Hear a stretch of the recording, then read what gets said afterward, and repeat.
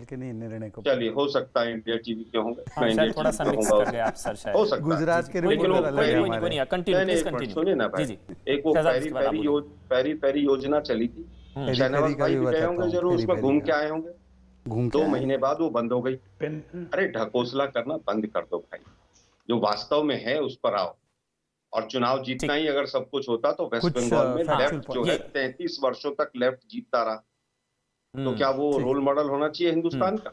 ठीक ठीक नहीं होना चाहिए। ठीक, ये हिंदू मुस्लिम करो। ठीक है, अमन जी देखिए, ठीक है आलोक जी ठीक, आप बोले चुनाव जीतना ही सब कुछ होता तो 33 सालों तक लेफ्ट कोई मॉडल नहीं हो सकता, लेकिन चुनाव जीतने के लिए शायद लोकतंत्र में आपकी पार्टी भी है। मैंने पूछा ग्राउंड में प्रेजेंस जो है वो एब्सेंट है, आपको भी नजर आया, आपने भी बोला उसको देखा जा सकता है। शहजाद आप जवाब दीजिए, फिर मैं संजीव जी आऊंगा और अजय आलोक आपके पास आऊंगा। बोलिए शहजाद। अमन जी, मुझे लगा कि गुजरात के एक मुख्यमंत्री के खिलाफ विद्वेष की भावना होने की वजह से जो गुजरात को निरंतर अपमानित करने का एक काम किया गया था तीस्ता सेतलवाद संजीव भट्ट द्वारा कांग्रेस से समर्थन लेकर, वो आज बंद हो गया होगा। परंतु आज भी झूठ और किस प्रकार से नैरेटिव गढ़ा जाता है गुजरात के लोगों के खिलाफ, उसको जरा देखिए। इन्होंने कहा 2 महीने में रोरो फेरी बंद हो गई।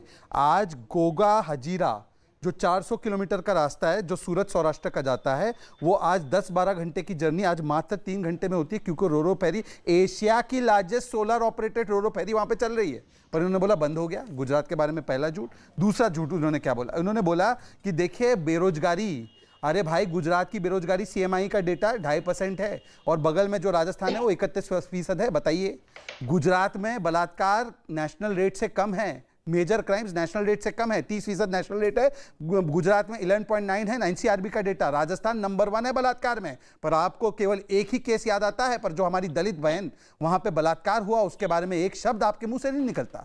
क्यों? ऐसे तो आप दलित लाइव्स मैटर करते हैं, पर जिस दलित बहन के साथ बलात्कार हुआ राजस्थान में उसके बारे में, जो हमारी बहन झारखंड में जो आदिवासी बहन के साथ हुआ, कोई अंसारी ने किया, तो उसके बारे में एक शब्द नहीं बोलेंगे। ठीक है, ये उनका विशेष अधिकार है। चलिए, मैं एक और झूठ इन्होंने जो बोला, इन्होंने बोला कि सांप्रदायिकता फैलाए जाने की वजह से गुजरात के लोगों ने वोट दे दिया।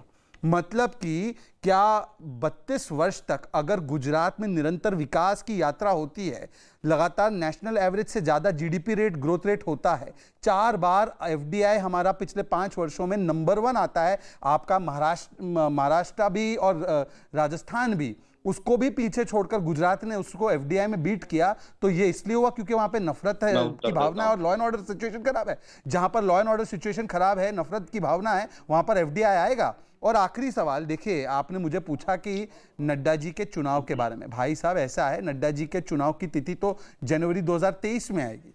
उसमें जो होगा वो आप तब देख लेना। नेशनल एग्जीक्यूटिव और पार्लियामेंट्री बोर्ड आपको सारी आपकी जिज्ञासाएं पूरी कर देगा। पर आप मुझे बताइए ना कि अशोक गहलोत अब बनेंगे या नहीं बनेंगे? कल तक तो अशोक गहलोत के लिए आपके प्रवक्ता आपके प्रवक्ता साथी ने, गौरव वल्लभ ने तो अशोक गहलोत के कसीदे गाए थे, वो तो बनने वाले थे। अब दिग्विजय सिंह, मतलब वो क्या है, आसमान से गिरे तो खजूर में अटके, वैसे गहलोत से गिरे तो दिग्विजय में अटके। अब बताइए दिग्विजय सिंह बनेंगे ना आपके अगले अध्यक्ष? अच्छा, मैं 10 सेकंड बोलिए आलोक जी जवाब दे दीजिए, फिर मैं संजीव भाई आ रहा हूं, अजय आलोक जल्दी से। अजय भाई, हिंदू मुस्लिम चुनाव में तो छोड़ ही दीजिए, देश के प्रधानमंत्री शमशान कब्रिस्तान के नाम पर वोट मांगते हैं। इस छोटी सी डिबेट में अंसारी भी आ गया, खुदा भी आ गया, सब आ जाएंगे, पाकिस्तान भी आ जाएगा, थोड़ी देर रुक जाइए, पाकिस्तान भी आ जाएगा। ये पिछले बार का गुजरात का चुनाव याद है, जिसके लिए पूर्व सेना अध्यक्ष और डॉक्टर मनमोहन सिंह को कहा गया था पाकिस्तान से ताल्लुक, याद है आप लोगों को? और फिर अरुण जेटली साहब ने पार्लियामेंट में माफी मांगी। ये गुजरात का चुनाव जीतने के लिए, क्योंकि गुजरात में दोनों शीर्ष नेतृत्व ने इतने घोटाले किए हैं कि जिस दिन गुजरात हार जाएंगे उस दिन संभालना मुश्किल हो जाएगा सब कुछ। इसलिए गुजरात को किसी भी कीमत पर जीतना चाहते हैं। याद होगा ना आपको कि अहमद पटेल के हॉस्पिटल में 2 बच्चों को गिरफ्तार किया था कि इनके ISIS से संबंध है। चुनाव खत्म हुआ, उनकी जमानत हुई, वो बाहर आ गए। उसका क्या हुआ नहीं पता। हिंदू मुसलमान करने के मैं तरीके बताता हूँ, पाकिस्तान को लाने हिंदू के टेरर, बताता।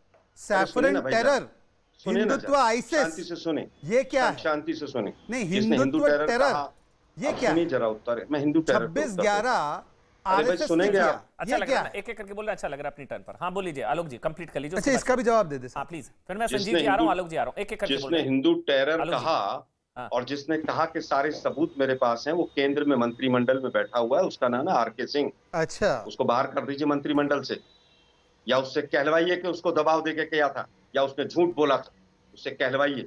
हिम्मत है आपकी? नहीं कहलवाएंगे। मैं जवाब देता देखिए, हूं। दुर्भाग्य ये है, कल ही 80 करोड़ लोगों को मोदी साहब रेवड़ी बांटने के नाम पर कि मैं मुफ्त भोजन दूंगा, इसका मतलब आपने स्वीकार कर लिया कि 80 करोड़ लोग आज भी आत्मनिर्भर नहीं, और आज मोदी साहब आत्मनिर्भर पे ज्ञान फैल रहे हैं पूरी तरह से। ये विरोधाभास जो है, जी राजस्थान की आलोक जी, तुलना सारी गुजरात चीजों से का कभी बस भी नहीं जो हो क्रक्स सकती। निकल कर एक आता मिनट है सुनिए इस ना, चीज में सुनिए ना भाई, जरा बार एक बार बार होता है फेस कौन। सुनिए मोदी भाई। जी फेस है, आम आदमी पार्टी में केजरीवाल जी फेस, आपका फेस को लेकर आता। मैं एक बार संजीव जी का कमेंट ले रहा हूं, फिर अजय आलोक फिर आपके पास कहूंगा। आऊंगा। मुझे आगे बढ़ने पाँच दीजिए। सेकंड। आलोक जी एक मिनट, केवल मैं आगे 5 बढ़ूंगा। सेकंड। मैं आगे बढ़ूंगा, केवल प्लीज 5 बहुत देर से सेकंड। वेट कर रहे अच्छा, हैं। संजीव दर्जा बढ़ा जी, दिया है। संजीव जी, क्या ये चुनाव कट्टर ईमानदारी का लिटमस टेस्ट या कट्टर ईमानदारी का रेफरेंडम आप मानेंगे? क्या ये चुनाव के नतीजे आम आदमी पार्टी की कट्टर ईमानदारी का रेफरेंडम होगा, हाँ या ना? संजीव भाई। देखिए, मुझे लगता है कि भारतीय जनता पार्टी ने पुरजोर ये कोशिश की कि किसी तरह से फ्रेम कर दें कि आम आदमी पार्टी भी भ्रष्ट है, हमारा काम हो जाएगा। अब मैं कुछ उदाहरण देता हूं आपको कि अभी तक आम आदमी पार्टी में 159 एफआईआर हो चुके हैं, हमारे सभी एमएलए मंत्री को जोड़ लें अगर आप, उसमें से 127 में कोर्ट ने कहा कि यह फर्जी एफआईआर था और बिना तैयारी का एफआईआर किया गया था।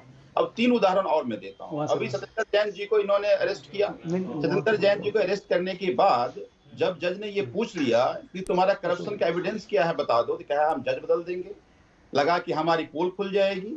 अभी मनीष सिसोदिया जी के यहाँ उन्होंने छापा मारा, आज तक हम पूछ रहे हैं कि भाई क्या मिला बता दो, आज तक नहीं बता पाए।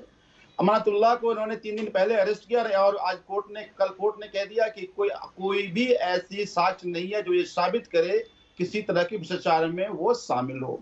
तो ये तो हमारे पास सर्टिफिकेट है, तो तुम कितने भी तिक्रम क्यों ना कर लो, तुम ये साबित नहीं कर पाओगे कि कट्टर ईमानदार बेईमान है। लोग ये जानते हैं कि दिल्ली मैं इसलिए संजीव भाई आप ही बोलिए, तो क्या इसका रेफरेंडम मानेंगे गुजरात चुनाव के नतीजों को? बस इतना बता दीजिए। अच्छा, एक बड़ी खबर, सोनिया गांधी से मिलने पहुंचे सचिन पायलट।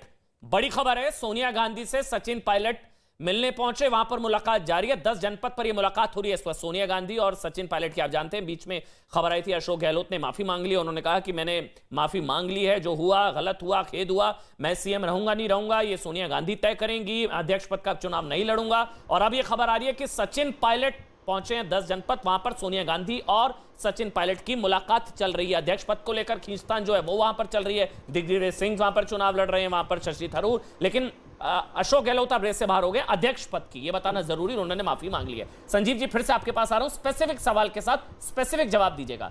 क्या गुजरात विधानसभा चुनाव के नतीजे, क्या आम आदमी पार्टी की कट्टर ईमानदारी पर रेफरेंडम होगा, हां या ना? आप मानेंगे रेफरेंडम